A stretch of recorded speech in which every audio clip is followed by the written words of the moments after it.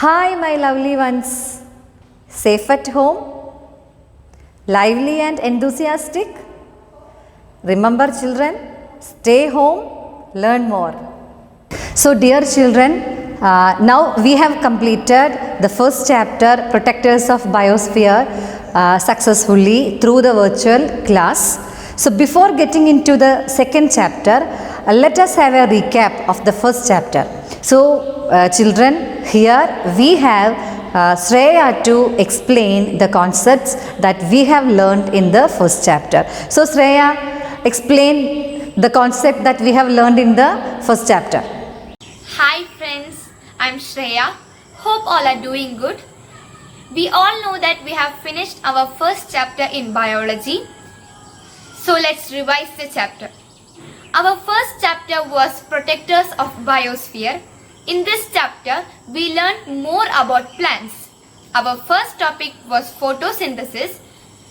Photosynthesis is the process in which plants make their own food, and in the process of photosynthesis, plants take in carbon dioxide and give out oxygen. And because of this process only, the oxygen level and carbon dioxide level in the atmosphere is regulated. This is one of the reasons why plants are known as the protectors of biosphere. Next, we learnt about chloroplast. Chloroplast is one of the important parts in the plants. And chloroplast contains three main parts: stroma, grana and a double membrane. The chloroplast contains of certain pigments known as chlorophyll A, chlorophyll B, carotene and xanthophyll. All these pigments can absorb sunlight, but only chlorophyll A can participate directly in the photosynthesis process. All other pigments absorb sunlight and pass on to chlorophyll A. Hence, they are known as accessory pigments. There are two phases in the process of photosynthesis. It is light phase and dark phase. Light phase happens in the grana and dark phase happens in the stroma. In the light phase in grana, light is used, that is sunlight is used, and water splits and oxygen is released and hydrogen reaches stroma. After that, in grana, light energy is converted into chemical energy and is stored in ATP. ATP means adenosine triphosphate. After that, in stroma, the light is not used, but the energy which was stored in ATP is used to combine hydrogen and carbon dioxide to form or to produce glucose. The chlorophyll, which is the part of plants, absorbs carbon dioxide and water in the presence of sunlight and gives out oxygen and glucose as products. This process is known as photosynthesis. After photosynthesis, the glucose which is produced is changed or converted into starch, and this starch is again changed into sucrose, and this sucrose is divided by metabolic activities, and it is divided as the sucrose is seen in sugar canes, the fat is seen in oil seeds, the fructose is seen in fruits, the protein is seen in legumes or leguminous plants, and at last the tubers. In the tubers, the starch is seen, or the starch is seen in the tubers. We all know that all the producers on earth do not depend on sunlight for producing their food. So, sulfur bacteria seen in land and water is an example for this. They produce energy by breaking down chemical compounds, and this process is known as chemosynthesis. All plants not only give us oxygen and food, they also give us many products which we use in our daily life. For example, cocoa seeds we use for making chocolate. Coffee seeds we use for making coffee, that is coffee powder we get from coffee seeds. Next, we get latex from rubber trees which we use for rubber products, and pepper we use as spices. So friends, plants play a major role in protecting our Mother Earth. They protect us from many natural disasters like flood, drought, tsunami, landslides and many of them. They prevent soil erosion. They protect the river banks from collapsing. They help us or protect us in many ways. They give us many products like vegetables, fruits, many things which we use in our daily life. But what are we doing? We are destroying all the plants. So friends, stop destroying the plants and save the plants for a better future. Stay home, stay safe. Thank you. So children, you all have listened to Shreya's words. Hope you all have understood the concepts once again. And in this video, we can add one more concept, that is about global warming. We had discussed about it, isn't it? The causes, after effects of global warming, all those things also we had discussed. So that also we can add. And Shreya, thank you very much. You have done a wonderful job. Now we will move on to the second chapter, food through digestive tract. So as this chapter deals with the food and digestion, let me share some thoughts about food with you. Because our health mainly depends upon the food that we eat, isn't it? So it is very important to eat healthy food. But it is like a coin. That is, in the food habits, we have two choices, isn't it? See, a coin has two sides. So in the same manner, the food habits also have two sides. One side is good food habits and the other side is bad food habits, isn't it? So good food habits means we eat healthy food items, and bad food habits, that is eating junk food like that, isn't it? So first let me share about some good food habits. So research has shown that students are able to perform well when they are well nourished, and eating healthy meals has been linked to higher grades, better memory and faster information processing. One of the reasons for this is that foods that are rich in fibers, proteins and healthy fat keep the body feel full longer, providing enough energy to focus and stay alert throughout the entire day. One simple way to ensure that you are getting enough nutritional foods is to eating the rainbow of the healthy foods. Eat the rainbow is a phrase that many of the nutritionists use to remind people to incorporate fruits and veggies in their diet. Naturally, colorful foods contain antioxidants, fibers, vitamins and many other nutrients that support healthy growth and prevent health problems like obesity, dental cavity, iron deficiency and osteoporosis. So, my dear children, it is better to include colorful fruits and vegetables in your daily diet to keep you healthy. And as you are school going children, you need more energy, isn't it?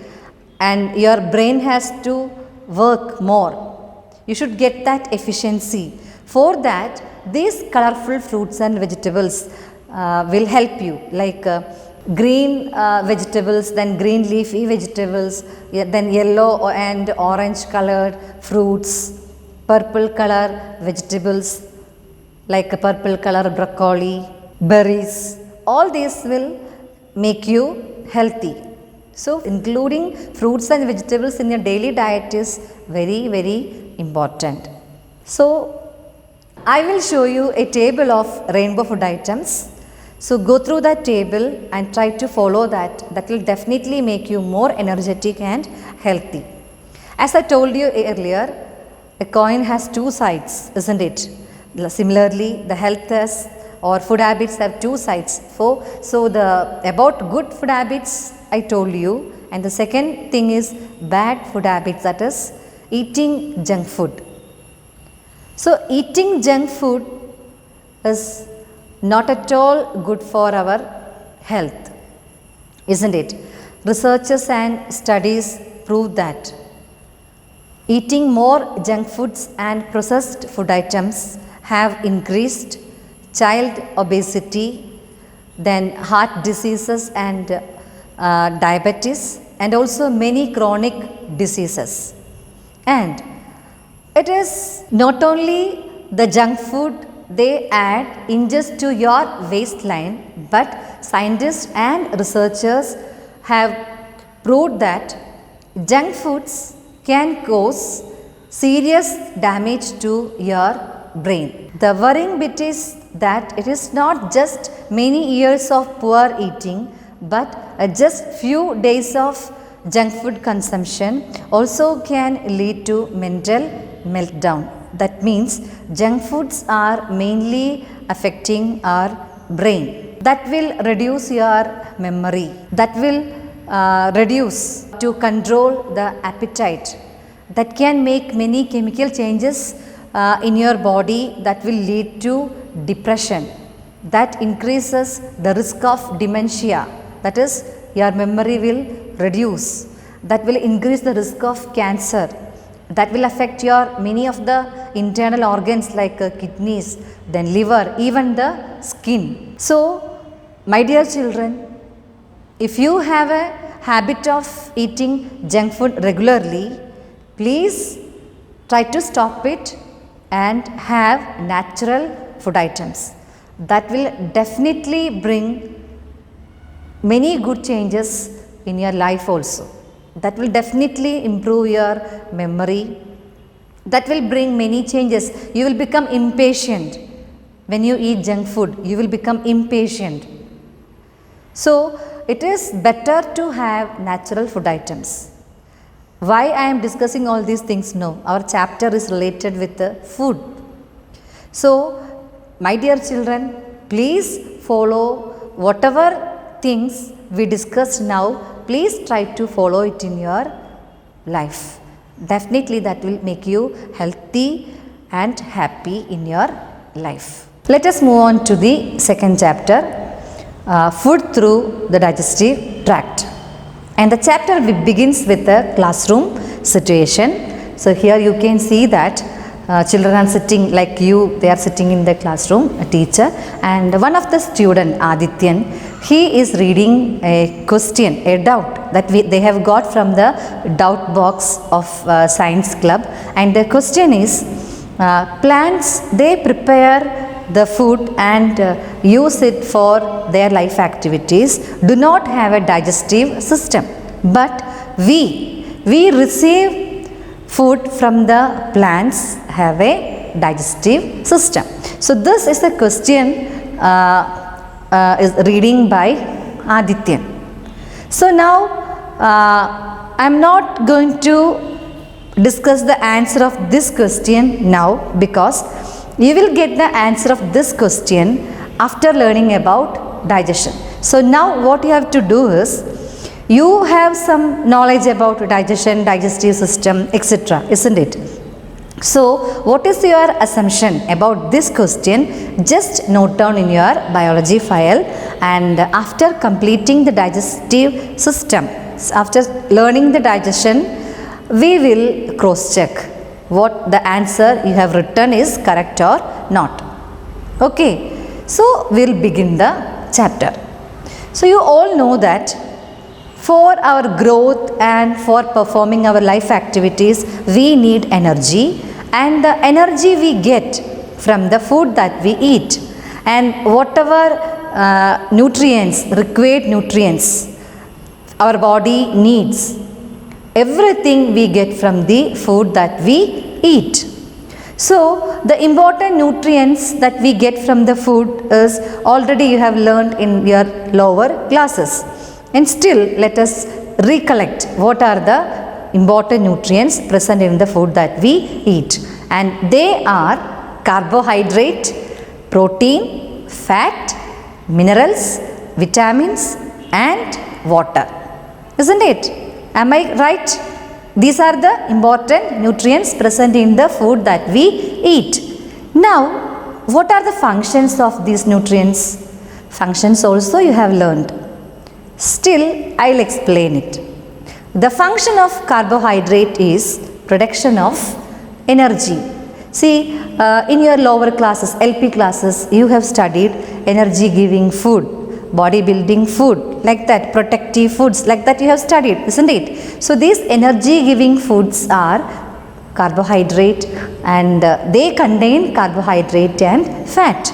So, naturally, the function of carbohydrate is produce energy, and fat, function of fat is also production of energy, and the function of protein is to build up the muscles in our body, that is body building food, isn't it? Then minerals, they regulate the life activities, and vitamins also control and regulate the life activities, and last one is water.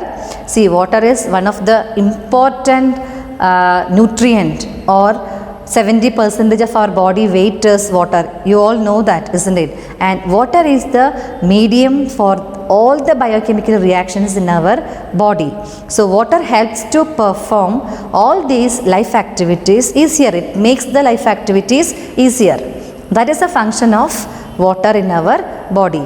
So, hope you all have understood the important nutrients present in the food that we eat and their functions. This is very important. You have to study it, and you have to note down this in the file also. Okay. So, the important concept we are going to discuss in this chapter is digestion only, and you will be learning about the human digestive system.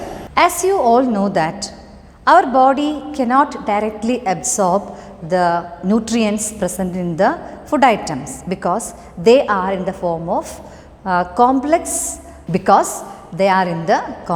form. So, they have to be transformed into simple form, and that process is taking place in digestion. So, digestion is the breakdown of complex food materials into simple absorbable form. You have already studied in 7th standard what is digestion and what are the different stages of digestion. So, let us recall what are the different stages of digestion. Okay. So, the first stage is ingestion, second stage digestion, and the third stage is absorption, and the fourth stage is assimilation, and the last stage is egestion or excretion. So, these are the different stages involved in the digestive process. That means the food will undergo all these processes before it is getting absorbed into the body. Is that clear? So, now I told you in this chapter the main concept that we are going to discuss about is human digestive system. So, let us have a look at the structure of human digestive system, and now we will identify and label the parts, because you are familiar with all these parts. We have already discussed this in 8th standard. So, it is very easy to identify and label. So, the first part is mouth, then the second part esophagus, then stomach, then when it comes down, small intestine, large intestine, and rectum. Have you all noted it down in the textbook? All of you? Once again I will tell. First one, mouth, then esophagus, then stomach, small intestine, large intestine, and finally rectum, and the rectum opens to the exterior through anus. So, that also you can note down there. And along with these parts, you can see some other organs also there, and they are the digestive glands. Near the mouth you can see the salivary glands, and near the stomach you can see the liver and pancreas. These are the digestive glands that also involve in the digestive process. Not directly but indirectly. That means the food will never pass through these glands, but they have a major role in digestive process. Is that clear? Shall I move to the next topic? So the next topic, we are going to start the digestive process. How does it take place in human body? So you all know that the first step or first stage of digestion is ingestion, that is taking in food. So the first process, ingestion, in that what we are doing? We will eat the food. Eat the food means we will take the food inside the mouth. That is the first process of digestive process, isn't it? So what happens to this food inside the mouth? What happens? We cut the food, then we chew the food, we grind the food, isn't it? And later on the food mixes with the saliva. So what is there inside the mouth to cut and chew and grind the food?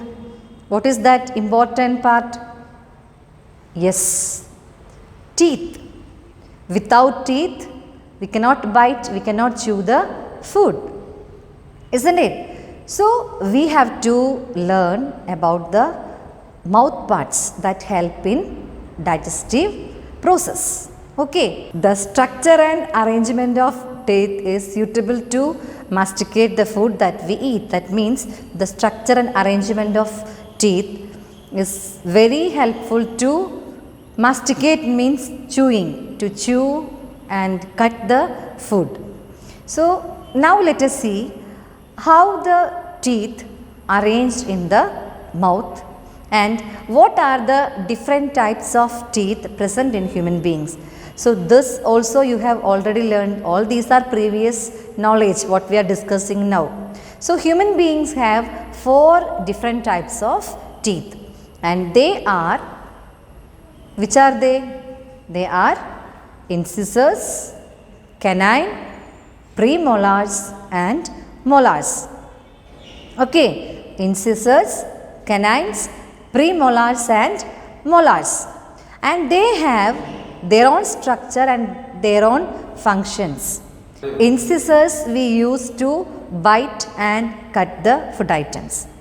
Then canines we use to tear off the food items. Then premolars and molars we use to chew and grind the food items. So these are the different types of teeth present in human beings and their functions. So hope it is clear. So even though these teeth are morphologically and functionally different, the internal structure is similar. So the internal structure of teeth we will be discussing in the next class. So now here we are winding up this class. So hope you all have understood the concepts we have discussed in this class, and you have to draw the structure of digestive system and label the parts. Along with that you have to draw the structure of different types of teeth and write their functions also in the file. So dear children, for the next class I will assign some of you for explaining the summary of today's class. So be ready for that. Let us see who are the luckiest ones. We will meet in the next class. Stay healthy and stay happy at home. Thank you. Have a nice day.